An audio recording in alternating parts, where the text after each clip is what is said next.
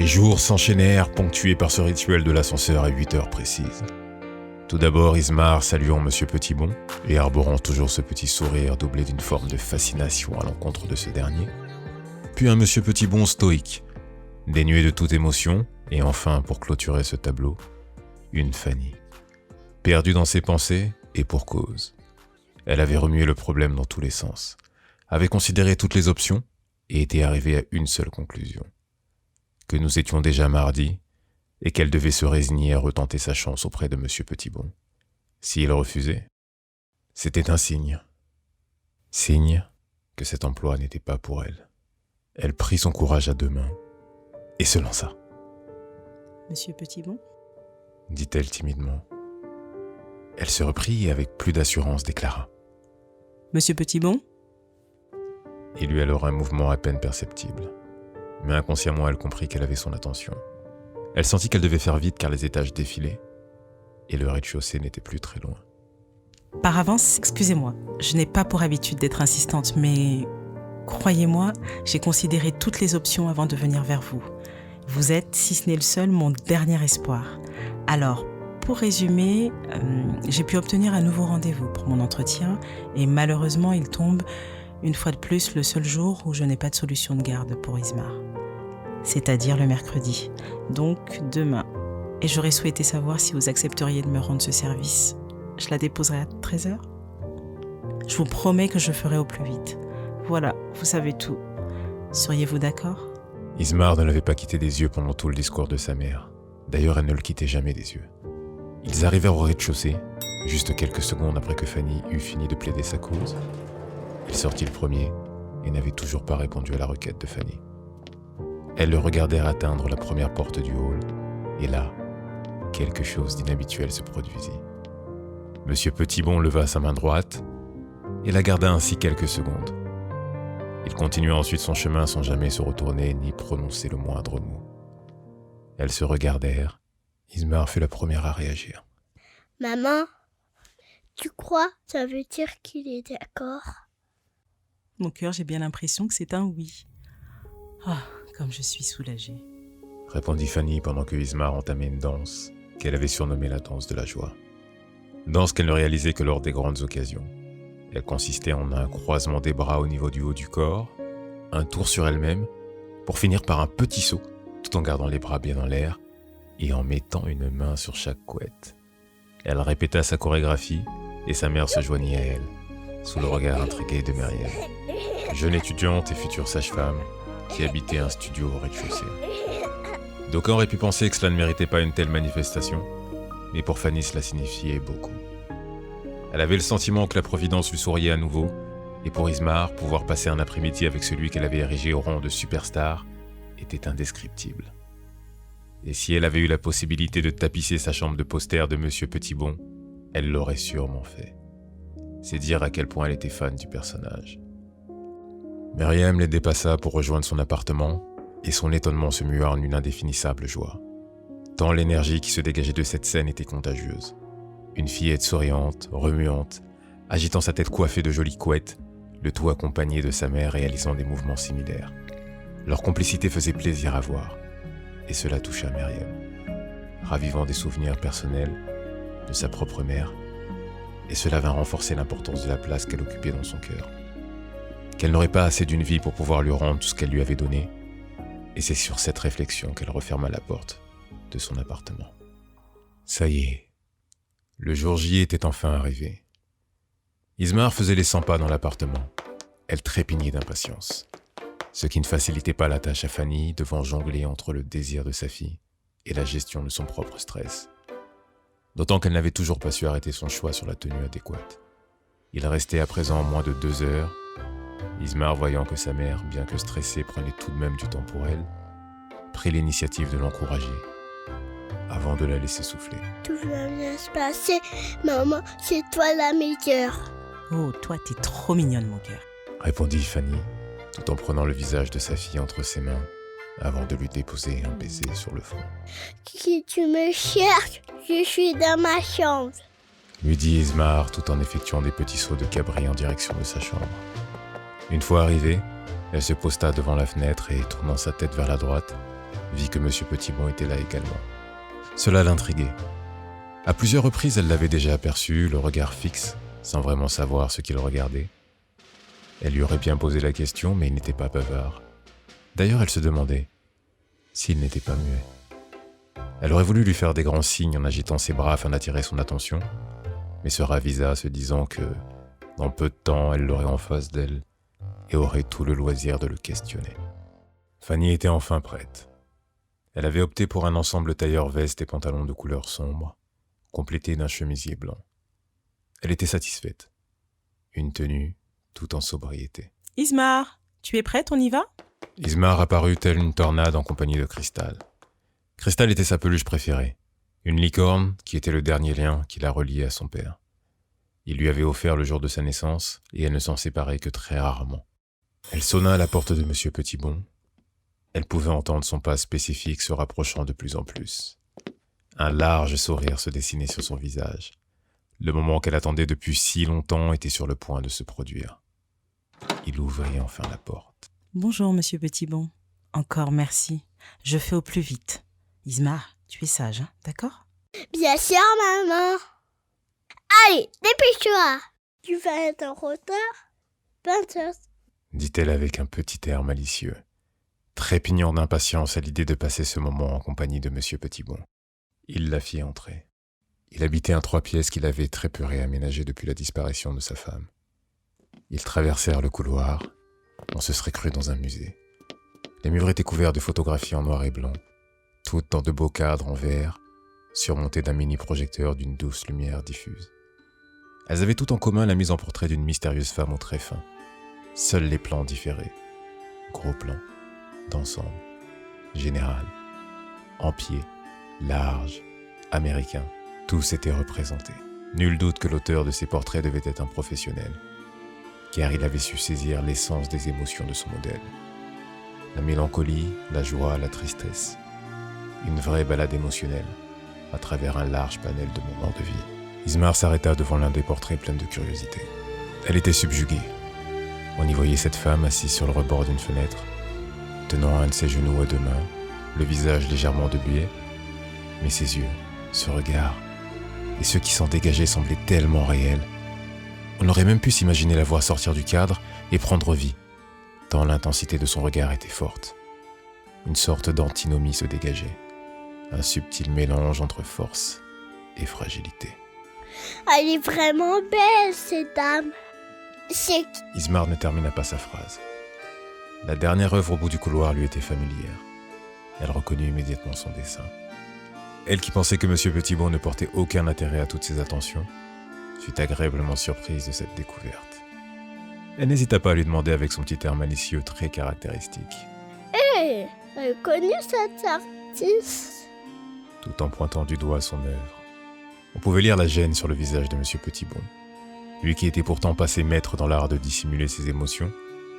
Ismar avait-elle réussi à percer sa carapace? Il ne dit pas un mot, continuant à avancer. Mais effectivement, lorsqu'il avait trouvé ce dessin glissé sous sa porte, le geste ne l'avait pas laissé insensible.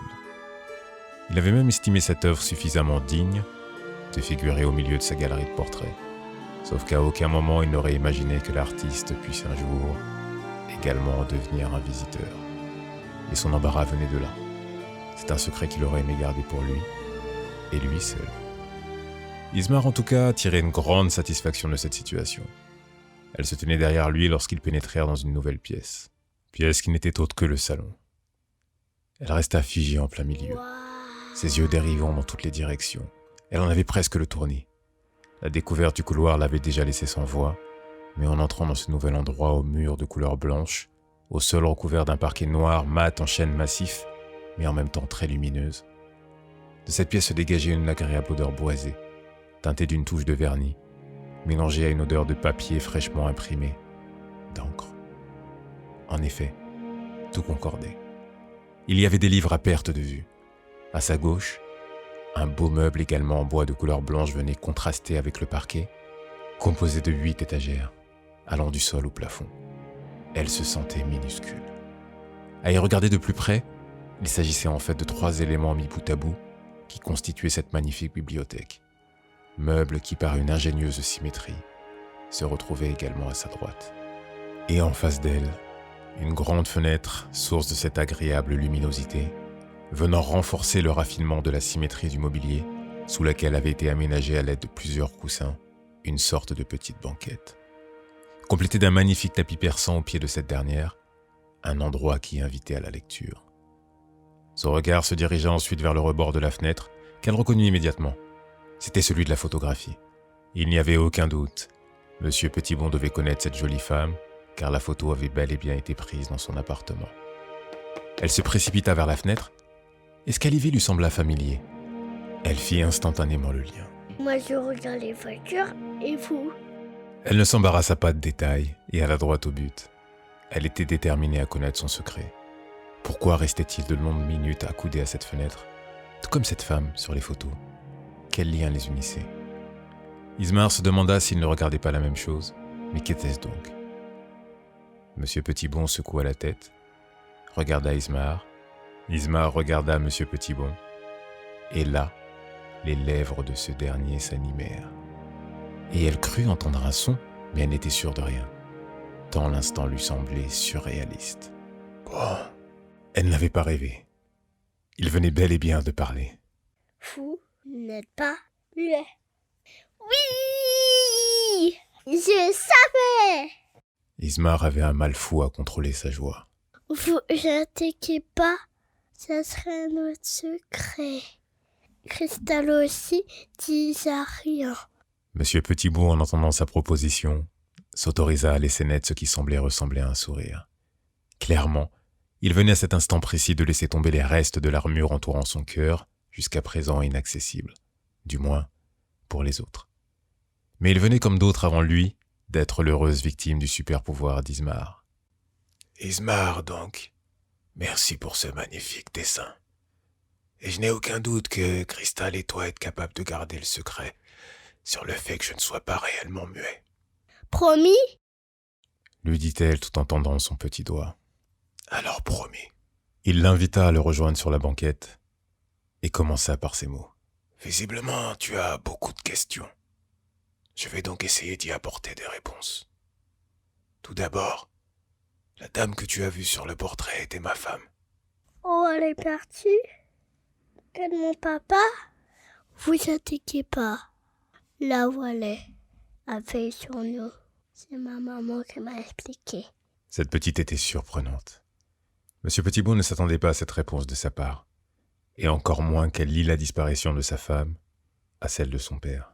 C'est gentil, Ismar. D'ailleurs, tu peux me tutoyer, nul besoin d'être aussi formel. D'accord, papy.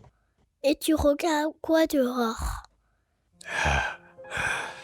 Décidément, tu es très vive.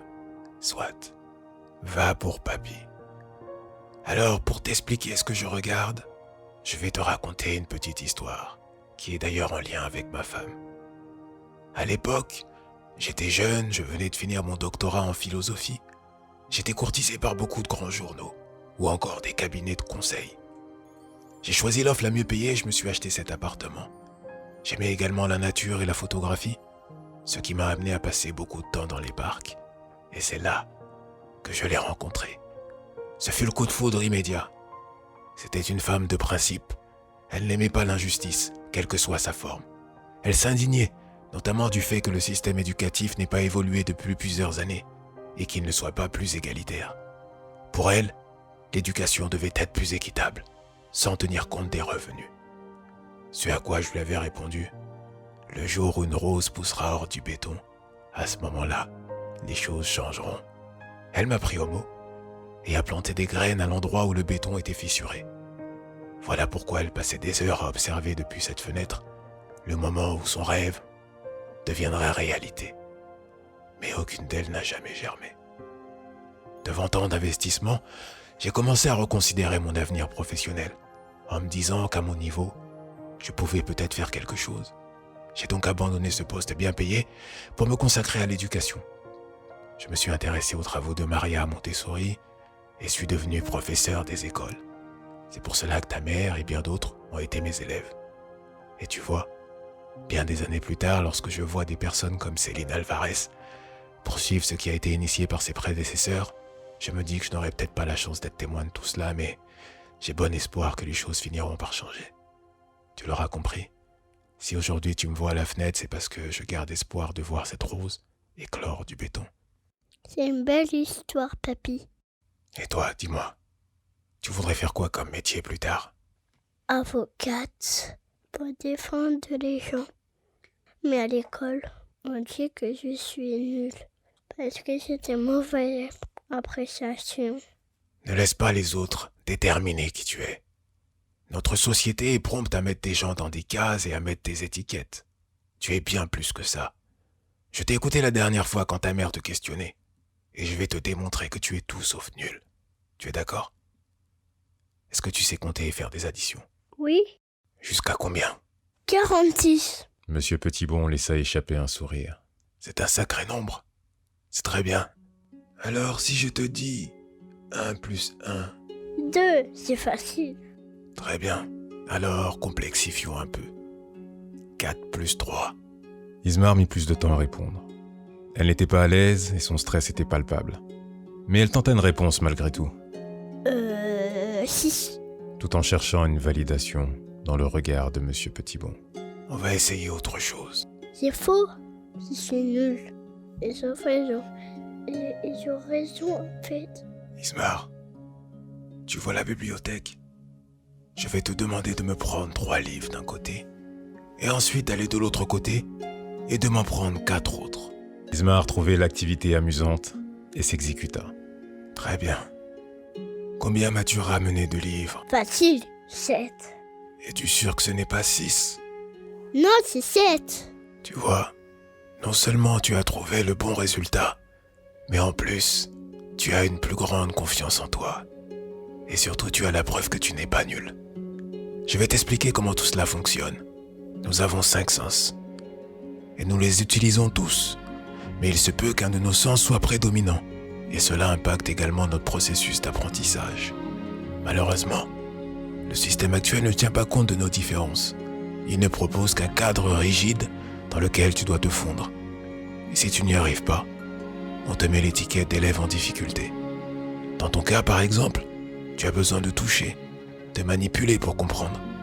Et quand en plus tu le fais en t'amusant, cela devient plus facile. Et tu veux en faire plus. Oui, encore. Oh, le temps passe vite. Ta maman ne va pas tarder à arriver. Écoute, je vais t'aider et t'apprendre plein de petites astuces qui vont te faciliter la vie à l'école et te permettre d'assouplir ce cadre rigide à ton avantage. Je serai plus nulle après. Tu ne l'as jamais été. À vrai dire, personne ne l'est. Là encore, ce sont des fausses idées présentes dans notre inconscient collectif qui font que certains échouent. Mais nous avons tous la capacité de progresser et de réussir.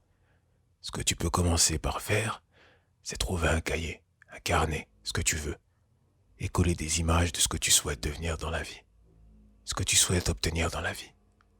Et passer un petit moment chaque soir à le regarder, ce sera ton carnet de vie. En effet, Fanny venait de terminer son entretien avec M. Delcroix, et tout s'était déroulé à merveille. Il n'avait pas jugé utile de la faire attendre, et lui avait donné sa réponse à l'issue de leur échange. Acceptant même sa demande de 4/5e, elle aurait donc tous ses mercredis avec Ismar. Au moment où elle s'apprêtait à quitter le cabinet, Marc-Antoine apparut. Alors? C'est bon, je commence dès la semaine prochaine. Il m'a même accordé mes mercredis. Je te l'avais dit. Ce cabinet est vraiment top. Tu as le temps de prendre un verre? C'est-à-dire que... Bon d'accord, mais pas longtemps. Je dois récupérer Ismar. Super. Il est important de célébrer tous nos succès. Laisse-moi juste le temps de prendre ma veste. Vu que tu es pressé, nous pouvons aller au Lima. C'est à 3 minutes du cabinet. Parfait, ça me va. Ils arrivèrent au Lima.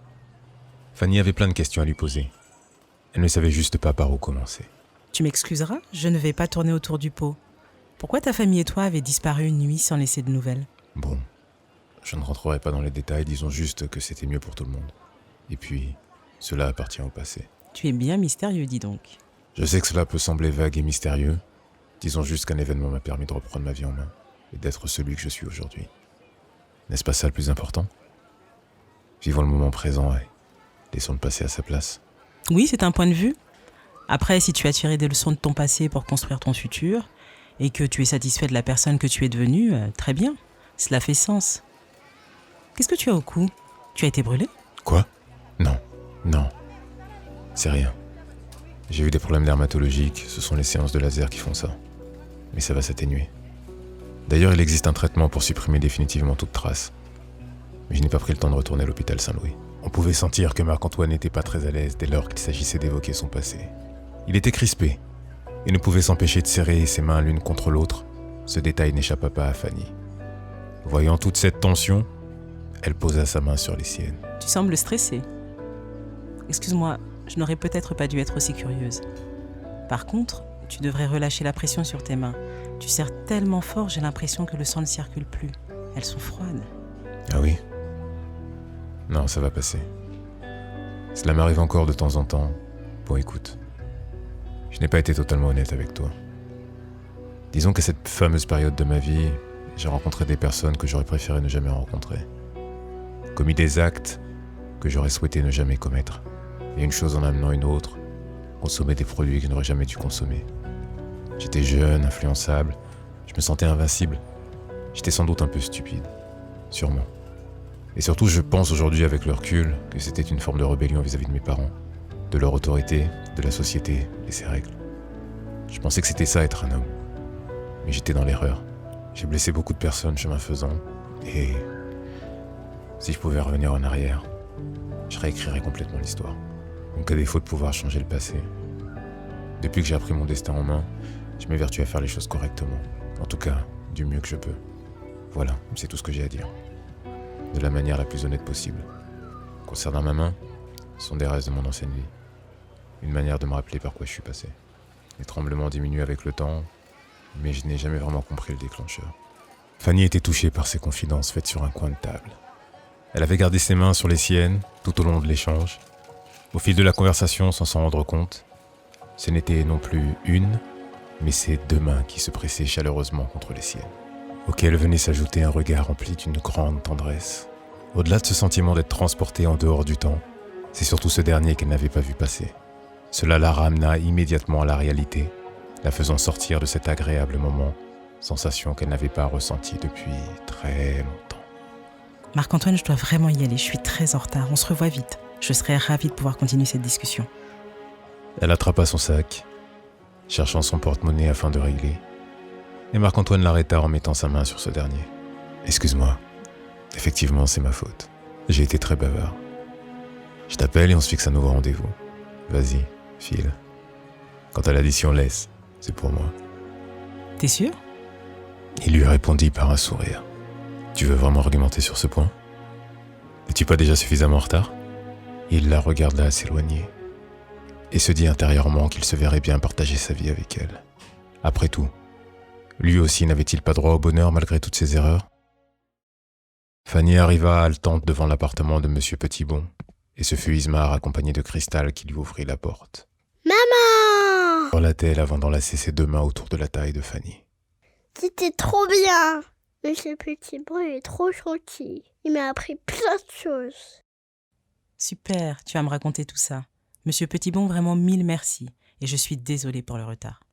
Monsieur Petitbon la regarda, et elle n'eut pour réponse de sa part qu'une simple et bruyante inspiration, suivie d'une expiration tout aussi bruyante. Ce qui était une grande avancée, à en juger par leurs précédents échanges. « Maman, je pourrais venir voir Monsieur Petitbon? » On ne va pas le déranger, c'est déjà très gentil de sa part de t'avoir gardé aujourd'hui. Mais ça lui dérange pas, je t'assure. S'il te plaît. Ismar, tu sais que je n'apprécie pas ce genre de comportement. Je ne t'ai pas élevé comme ça. Bon, d'accord. Au revoir. Et merci, Monsieur Petitbon. Elle se résigna à contre-cœur. Elle aurait aimé que Monsieur Petitbon dise quelque chose, qu'il intervienne. Or, il était déjà en train de fermer la porte. Fanny se demanda si tout cela avait été une bonne idée. En tous les cas, elle aurait une discussion avec Ismar à ce sujet. Assise dans son salon, Fanny appela sa fille. Le temps de la discussion était venu. Jeune fille, j'ai plusieurs choses à te dire. Ismar savait que lorsque sa mère utilisait ce terme, « jeune fille », cela n'augurait rien de bon. Elle attendait anxieuse, ne comprenant pas trop ce qui lui était reproché, lorsque la sonnerie de la porte retentit. Je n'attends personne. déclara Fanny tout en prenant la direction de la porte. Elle ouvrit, mais rien. Personne. Elle s'apprêtait à refermer pensant qu'il s'agissait de jeunes farceurs lorsqu'elle vit au sol un papier. Elle le prit et il y était inscrit. Vous avez une petite fille très intelligente et qui plus est très bien éduquée. N'ayez aucun doute là-dessus. Elle est et sera toujours la bienvenue chez moi. Signé Monsieur Petitbon. Le message était bref, mais suffisamment clair pour dissiper tous les doutes. Ismar serait ravi de l'apprendre, il ne l'avait pas abandonné. Il avait juste géré la situation à sa manière. Fanny eut un sentiment de fierté et s'en voulut d'avoir hâtivement jugé sa fille sans lui avoir laissé l'opportunité de s'expliquer.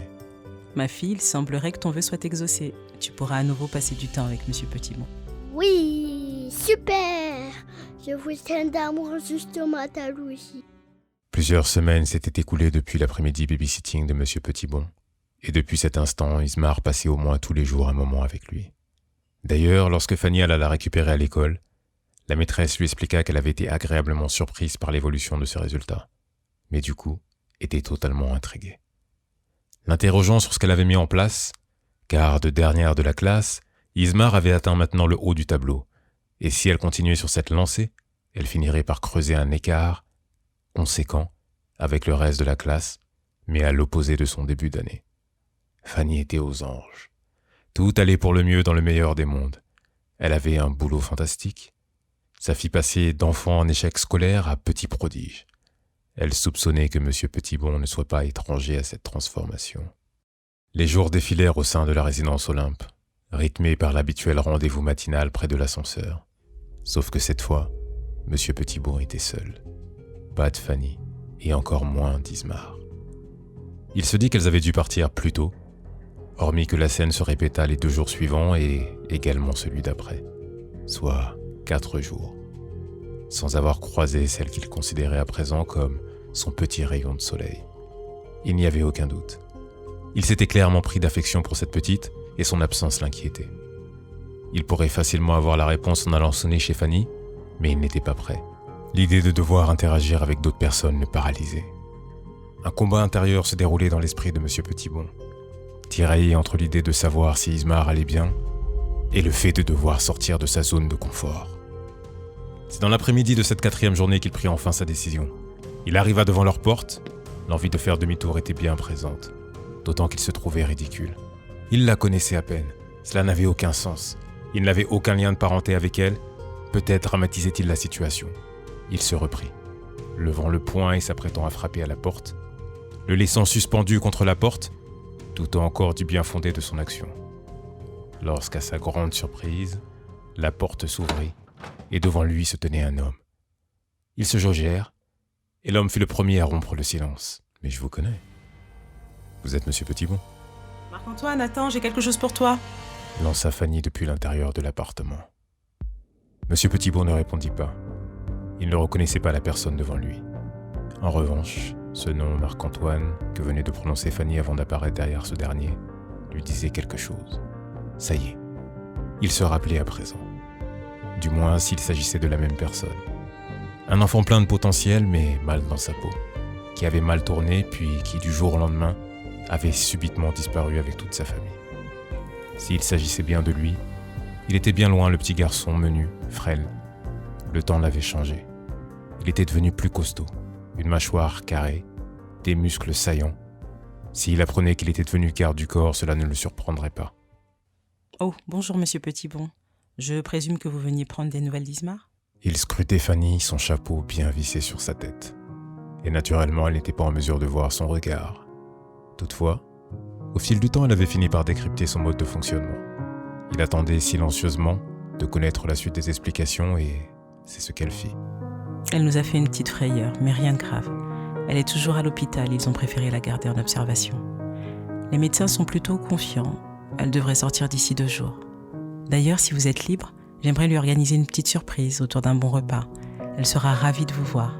Samedi 20h, j'inviterai également Dame. Maintenant qu'il avait été informé, Fanny ne trouva pas judicieux de préciser qu'elle avait pensé à le prévenir. Mais entre les allers-retours à l'hôpital et son nouveau travail, elle avait été complètement submergée. Monsieur Petitbon tourna les talons en direction de son appartement, laissant Fanny et Marc-Antoine. C'était donc bien lui, Il a perdu sa langue? Il aurait quand même pu te répondre. S'il est toujours comme ça, il promet grandement mon repas. Arrête. Il est comme ça, mais dans le fond, tu sens qu'il est toujours l'homme très gentil que nous avons connu. Ismar l'aime beaucoup et j'ai une totale confiance en lui. Au fait, encore merci de m'avoir accompagné à l'hôpital. Avec grand plaisir. Et puis si à chaque fois ça me donne l'opportunité de goûter à ton délicieux café. Justement, tiens, c'est la raison pour laquelle je t'ai appelé. Je t'ai fait un petit thermos. À demain. À demain. Leurs deux regards se croisèrent. Il venait de se produire quelque chose. Fanny sentit son rythme cardiaque s'accélérer. Marc-Antoine lui adressa un dernier sourire et prit la direction de l'ascenseur. Elle, qui ne pensait ne l'avoir envisagé que comme un ami, commençait à avoir de sérieux doutes. Son cœur semblait lui envoyer un message contraire. C'est vrai que depuis que Ismar était à l'hôpital, il avait été un véritable soutien. Prenant sur son temps libre pour l'accompagner dans ses différents trajets, il se comportait comme un vrai gentleman. Ce qui est sûr, c'est qu'elle ne précipiterait rien. Elle n'était pas prête à se remettre avec qui que ce soit. Le souvenir de Cassie était encore bien trop présent.